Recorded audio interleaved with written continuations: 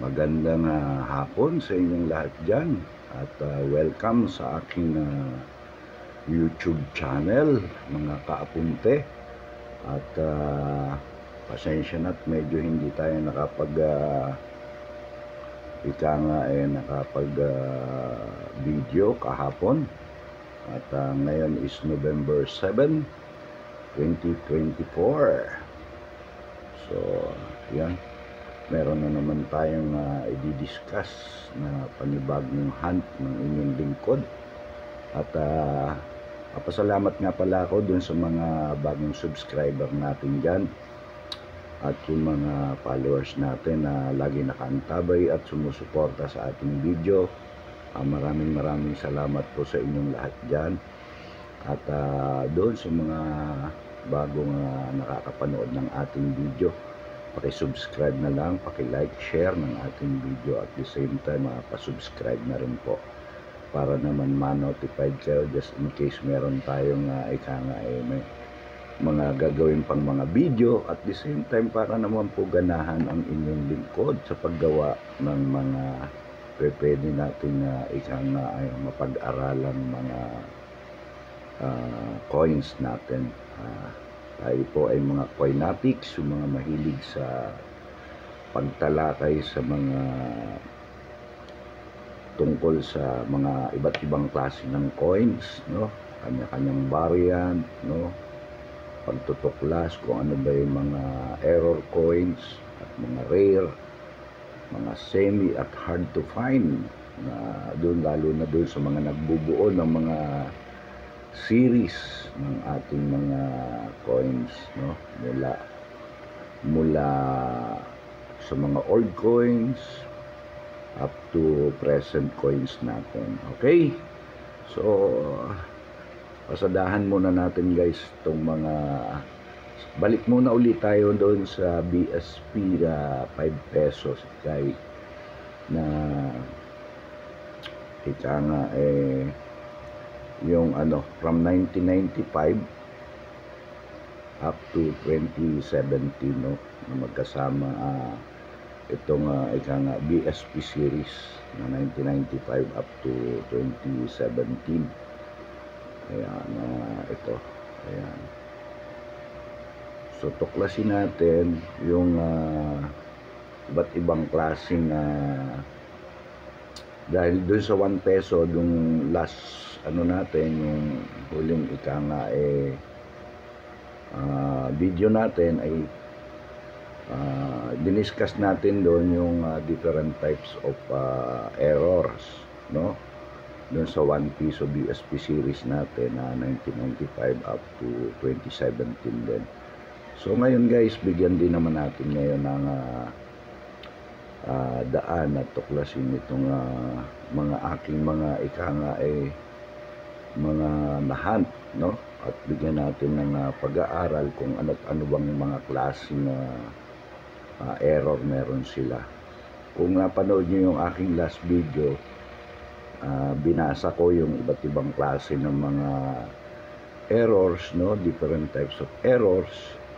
At kung gusto nyo guys, punta lang kayo sa Google, no? Google nyo lang different types of errors, may video, then may mga meaning na doon kung ano yung mga types of errors na gusto nyo malaman, no? So dito sa video na natin, hindi na natin masyadong tatalakayan, although doon na lang sa mga ika nga doon sa coins natin, at bibigyan na lang natin ng ika nga kung anong klaseng variant ng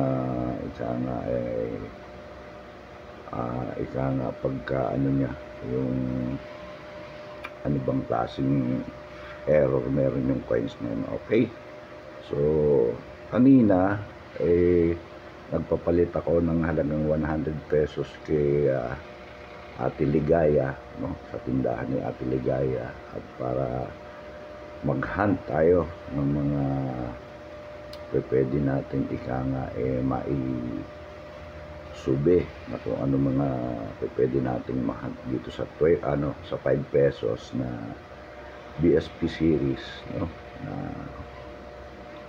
ika nga nickel brass, yan. ito, yung nickel brush yung pagkagawa niya. Ayan.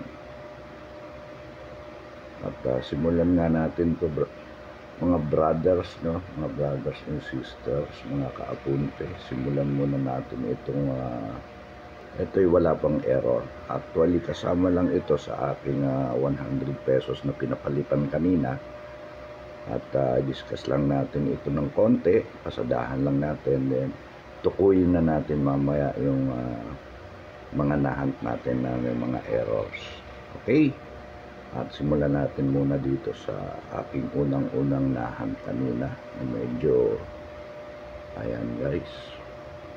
Yung 1995 na no mint mark. Ayan, yan ay gawa doon sa Royal Canadian Mint yan. Ayan. At hindi po dito sa atin ginawa yan, kaya po yan ay walang tinatawag na mint mark, kaya mapapansin nyo. So 1995 yan guys. So medyo itabi nyo yan guys, at medyo marami rin ang naghahanap pa nito sa ngayon. At medyo maganda pa naman ang ating nahunt. 1995 yan. Okay, so wala pong error yan. Yan. Yan. So hindi mo na masasabing common yan ngayon guys, dahil medyo may mataas na rin value yan. At alam ko marami na rin ang mga collectors na nagtatabi nito guys. So just in case mapadaan dyan sa mga palad nyo, itabi nyo na yan guys ha. Okay, so sunod naman natin yung another na hunt natin.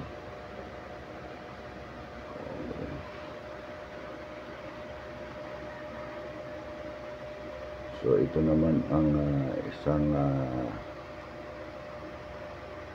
yan, 1997 na may mint mark naman yan. So yan guys ay may 8% yan, no? May 8% yan na ika nga yung may yung ano na, yung no mint mark, yun ang mas marami ang pre-juice, no? Yun yung galing din sa Royal Canadian Mint. Okay, so sa Canada ginawa yung no mint mark. So yun ay may 36% na ginawa, no? At ito naman, itong ginawa dito sa atin ay yung may mint mark na ito, meron lang siyang tinatawag na 8%. Ayan, 8% na ginawa dito sa atin, no? 8% lang. So sa ngayon medyo alam ko marami na rin naghahanap, at sa Facebook nito halos nakakalula na rin ang binibigay nilang presyo. Although minsan tinitignan ko hindi makatwiran, dahil sa totoo lang marami kong hawak na 1997 na may mint mark, no? At minsan nga pag pinopost ko dun sa wala nang reply. So ibig sabihin bogus yung nagsasabing buying siya.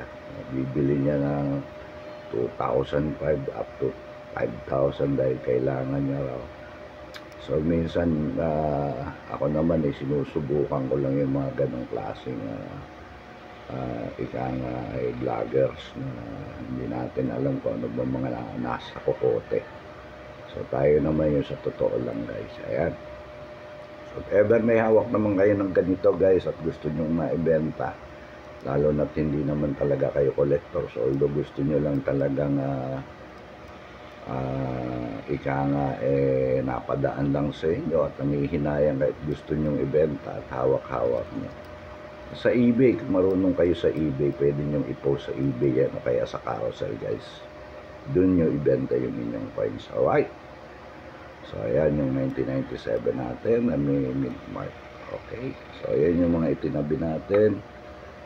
So ito actually wala ito masyadong ito yung susunod na to. Ayan. Medyo mabibilisan lang natin dahil di naman talaga ito ang main topic natin. Medyo ginawa lang natin munang pang intro ito. Yung 2001. Ito guys, minsan hindi ko malaman kung 2001 o 2007 na ito, no? At mamaya pa ipapakita ako sa inyo na kasama nito na hand ko. Actually dalawa na 2001, pero pagkaalam ko 2001 dahil din nga doon sa 1997 malayong malayo diba? So yan yung mga nahan ko guys, at medyo kinip ko lang ng konti yan 2001. Actually meron na rin ako mga 5 piraso yan, although kinip ko lang muna ulit dahil may chichikin ko pa siya. So ito yung isa pa sa na-hunt natin ngayon. So guys, wala pa tong wala pa tong mga error. So kasama lang ito dun sa 100 pesos na inano natin kanina ikana. So yun ang labo ng ating hindi anong year ba ito? Ayun, 2009. Yan. So ito isa na naman na-hunt natin guys na 2009 na medyo yan. Ito, na-discuss ko na to sa mga nauna kong video, no? So guys, itong na-hunt natin ngayon, makita nyo hindi halos dumikit yung sunrise niya, no? Yung sunrise niya dun sa inner circle ng cogwheel.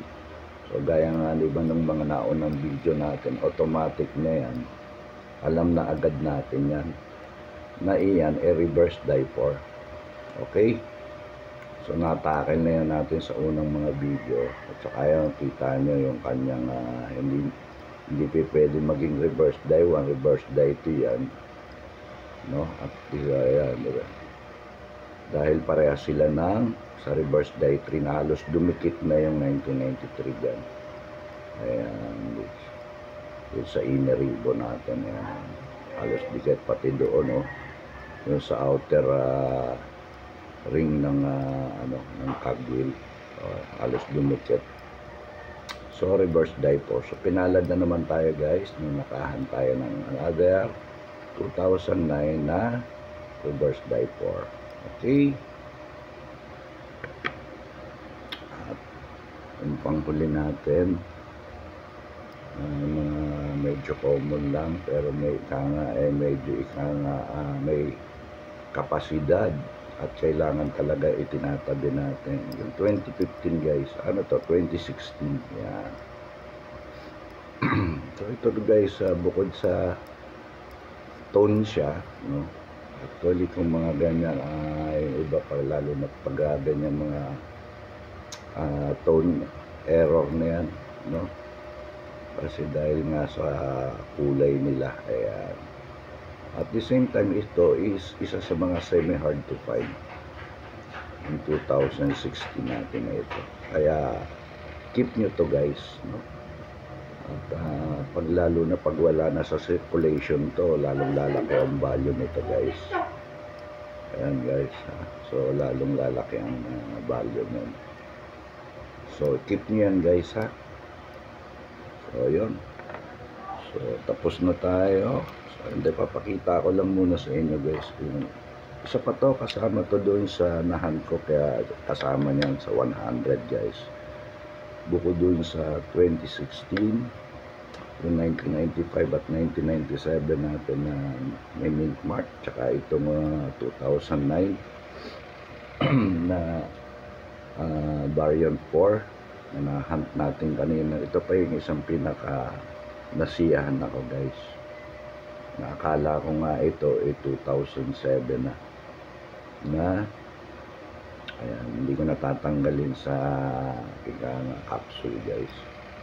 Kaya so meron na akong 2001 na frosted yan guys. Ayan, so frosted yan, parang kasing brilliant nung kung naalala niyo yung last time yung ating 2009, halos ganun yan. Ayan, ayan 2001. So yan, kaya pala minsan Pero nakikita ko lang kasi ng mga lumalabas dun sa ibang tutorial natin, ng ibang vloggers natin na minsan may mga error. Pero ito naman sa atin na nahunt na ito guys. Although hindi ko pa na-check kung may mga error siya. Kaya na itabi ko lang agad dahil sa tuwa ko. Kinapsul ko agad. So, pero i-double check ko pa rin to kung may mga error pa guys.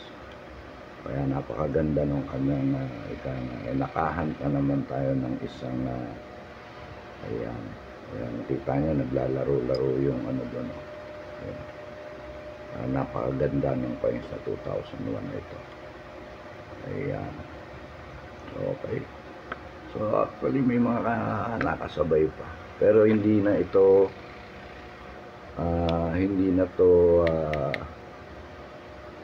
dahil wala siyang luster o kaya yung katulad ng pero napakaganda na 2012 2010 ayan napakaganda ng 2010. Semi hard to find din to, kasama na rin to sa semi hard to find. So kinapsul ko na dahil napakaganda rin, although hindi siya katulad nitong 2001 na frosted. Ito naman nasa fine condition. Ayan, makapansin nyo ang ganda pa ng pagka-coins niya, kaya kinip ko na rin guys. Okay, yan o. Kaya medyo kinip na natin, dalian na natin at hindi naman kasi yan yung ating main natin. So sa error tayo, ito pa isa. Ayan, katulad din siya ng 2010. Hindi siya frosted pero nasa brilliant pa rin ang kanyang pagka-coins yan guys. Kaya ayun, kinip natin yung 2012, no? Medyo napakaganda pa ng condition niya, kaya ultimano kinapsul na natin. So yun yung mga nahunt natin kanina sa 100 na pinapalit natin sa tindahan ni Aling Ligaya. Kaya ako lubos na naliligayahan tuwing tayo may nahahunt, no? Pag tayo may nahahunt dyan sa tindahan ni Aling Ligaya na yan. So yun guys, kaya yan ay talagang ating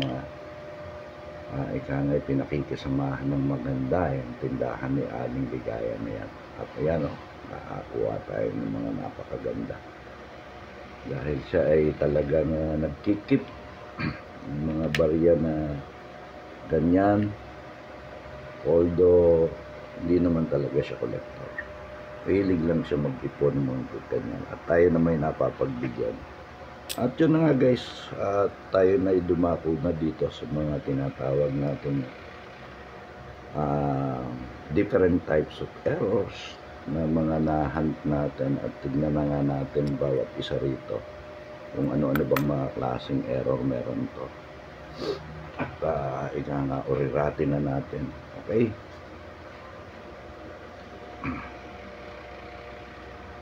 so ito simulan natin dito guys. Okay, labo. Ayan, okay, ay naliminaw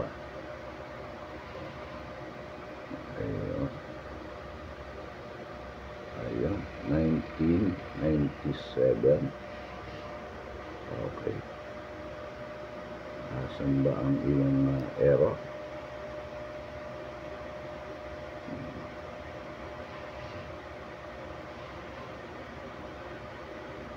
Ayan.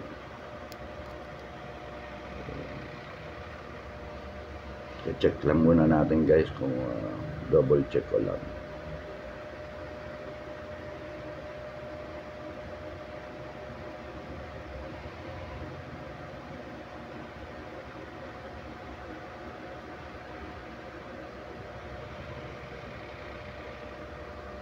Ayun guys, pala hindi makita. Kaya medyo lalapit ko lang guys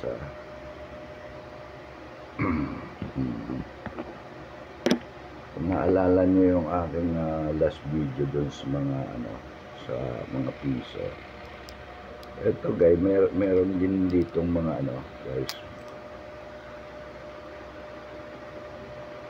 dito sa kanyang ubers, no? Dito malapit sa may sa 1997 sa kanyang ayan. Mapapansin kayo dyan na parang 1. Ayan o. Ayan. Ayan. Ayan. Ayan o. May parang 1 guys. Although hindi siya kasing katulad nung isang error natin nung nakaraan na kitang-kita mo. Pero yun mapapansin nyo. Ayan. May parang 1 siya. So ito, medyo tinatawag na ito na nasa ika nga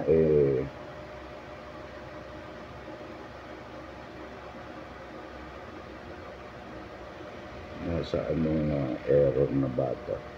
Yung tinatawag ata nilang nasa na ba yun?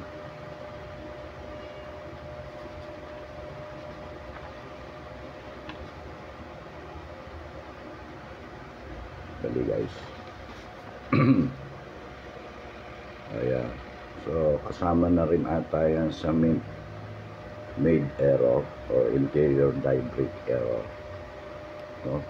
So dahil may mga added features siya, so yun yung tinatawag na error. Ayan napansin nyo, may 1. Although hindi masyadong kitang-kita, pero at least na makikita nyo, ma-identify nyo may 1 siya dyan. At mayroon pa ako napansin dito na isang ayan yun dito sa 5, parang nag-double day siya dyan. Ayan, sa loob ng ayan, mapansin nyo parang dumoble. So yun yung mga error niya. Yung ito, yung parang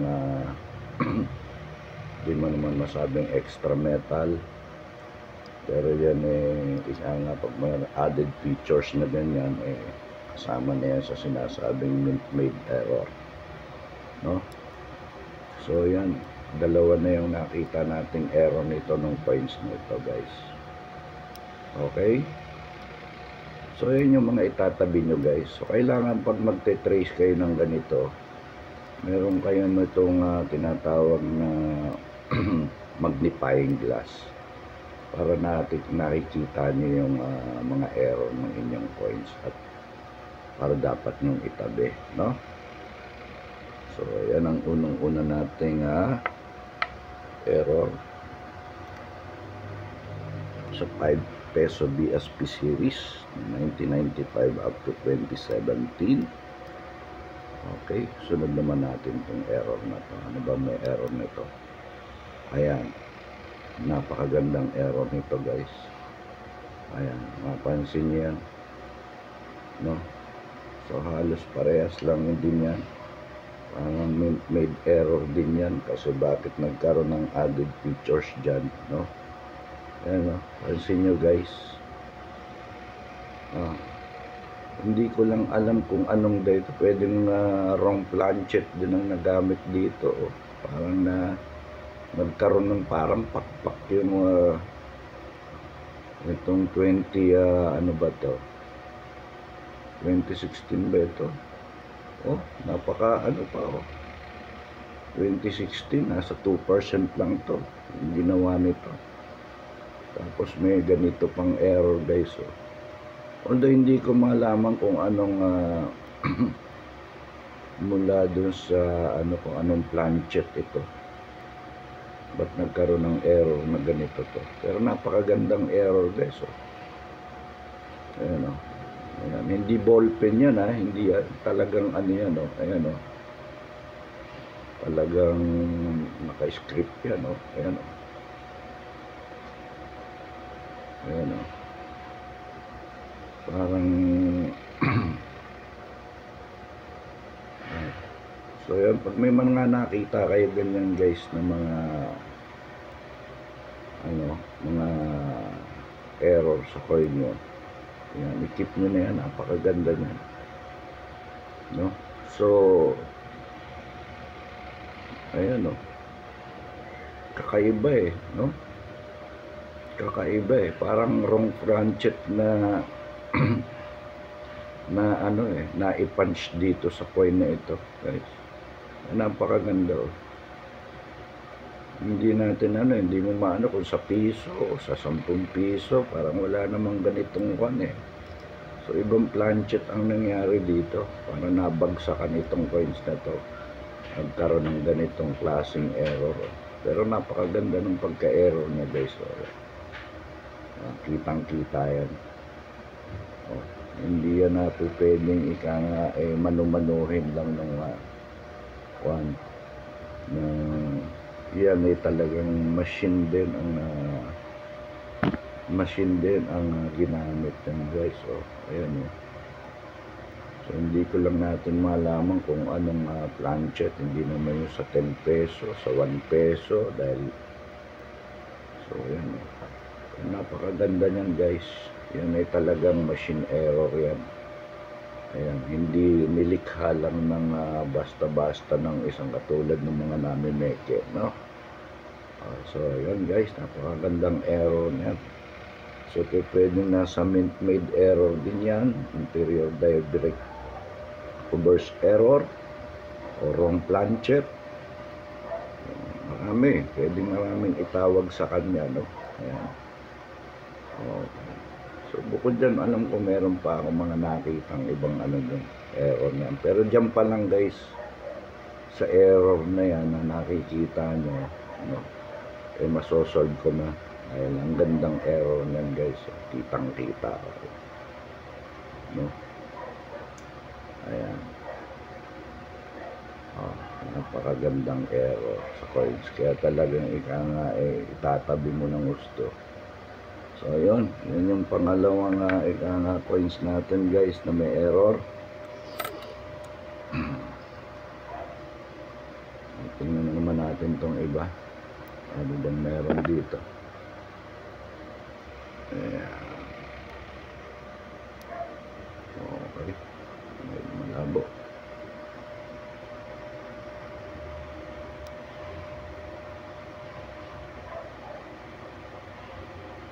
Ito naman 2013 na to, guys. Ayun, hindi na masyado ma-identify yung oo. Pero ito dito sa likod to, itong collar na to, parang may extra dyan, may extra strip, yung parang line na ganun. Oo, na dito sa likod niya. Sa pinakalikod nito, guys. Sa pinakabatok niya. Ayan o. Ayan o. Parang may extra strip siya. Extra script kung tawagin yan. Dito. Ayan. Ayan, guys. Yan. May pinaka-extra strip siya doon. So, yun yung parang although sinama ko na rin. Sinama ko na rin dyan sa sa mga error, dahil kasama naman talaga may error yan, guys. So yun, although hindi masyadong makita, guys, no? At dito naman natin sa iba.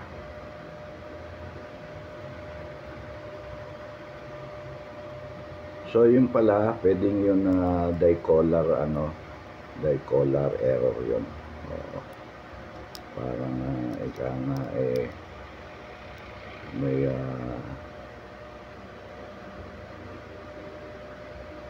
added features dun sa na hindi naman kailangan. So ito, ano ba ang error nito, guys? Ayun, ito, pansinin nyo yan, Sunday color error din yan. Kasi parang may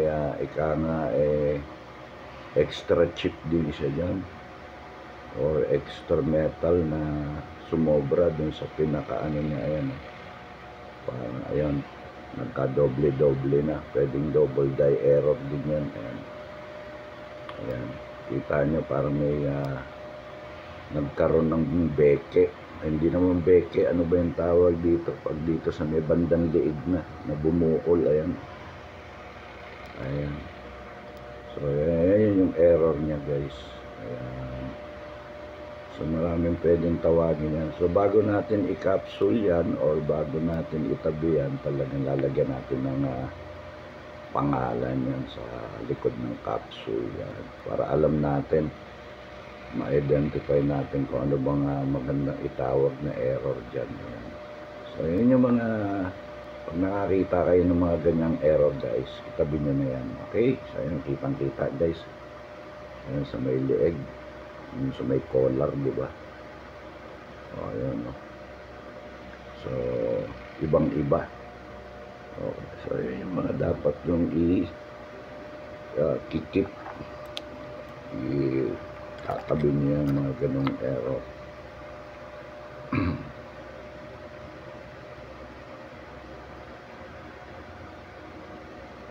Okay. So, ito naman, anong error meron tayo nito?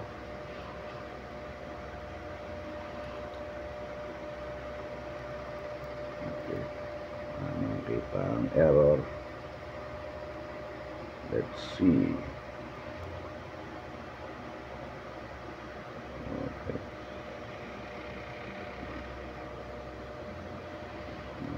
Double check ko muna, guys, ha.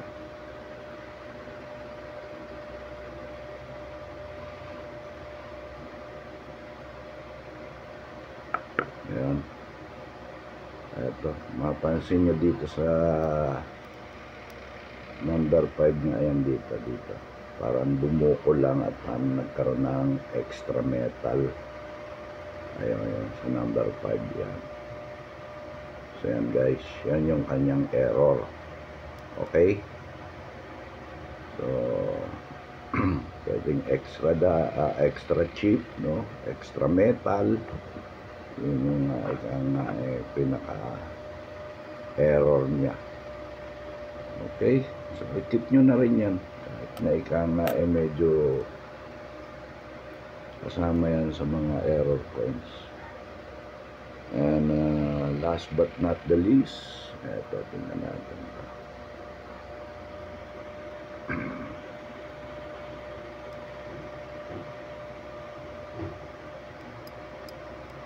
Okay. Medyo nakakaduling yung ating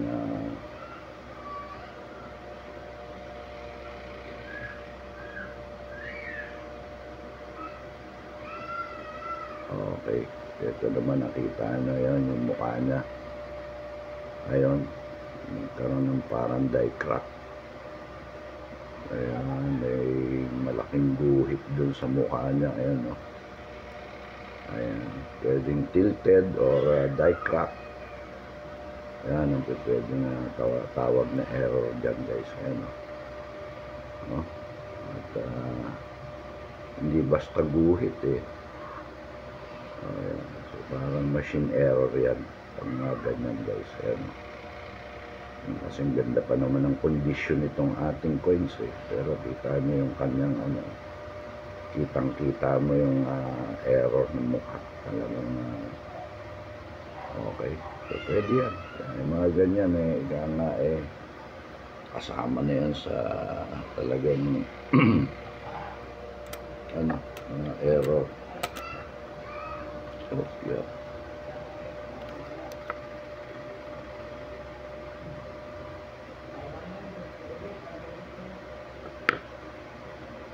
Ito meron po pala, guys, nakaligtaan natin.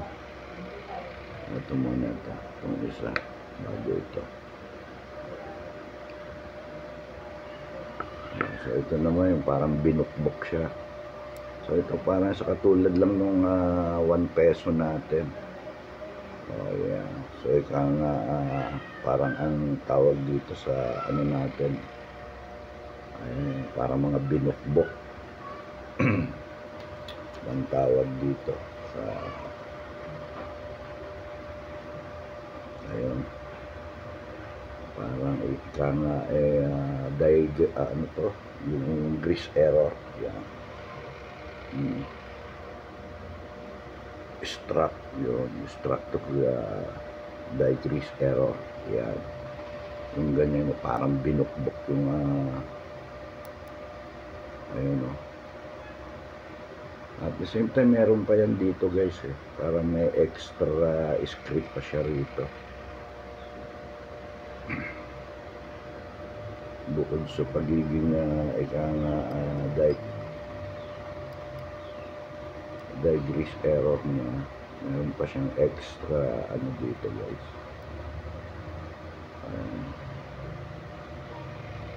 Ayan. Parang may extra script siya. Ayan.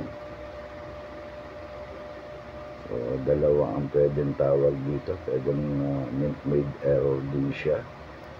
Or interior digress error. At the same time, yung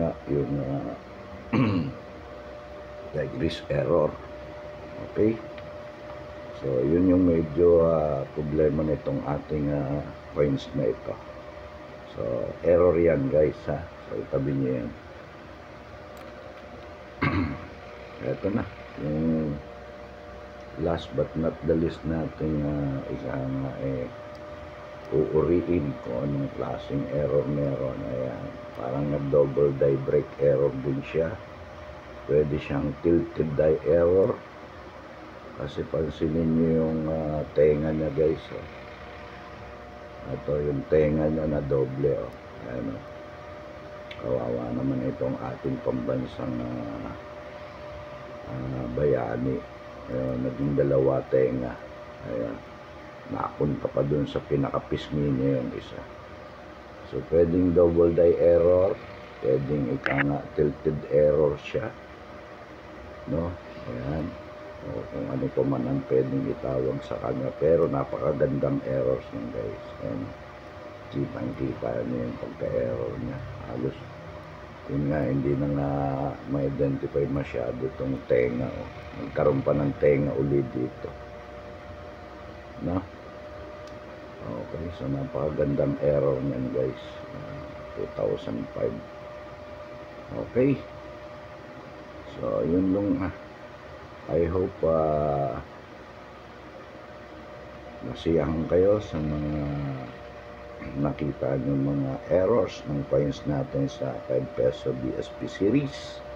Actually meron pa yan mga naitabi natin. Ito lang, kasama lang to sa mga bago kong nahunt, kaya ito lang muna yung ating na-discuss. So ito muna yung first batch natin ng error coins sa 5 peso BSP series na ating na-tackle sa ngayon. And I hope